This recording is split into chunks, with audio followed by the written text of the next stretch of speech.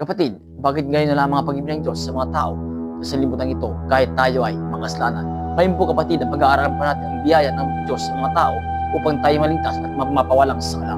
Ngayon po, una po, pag-ibig na walang hanggan ang katuparan ng kaligtasan. Pangalawa, pagliligtas mula sa kadiliman, biyaya at kapatawaran. Pangatlo, tanging pangalan ni Jesus ang kaganapan ng kaligtasan.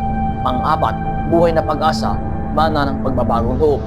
Panglima, kaloob ng buhay, tagumpay laban sa kamatayan.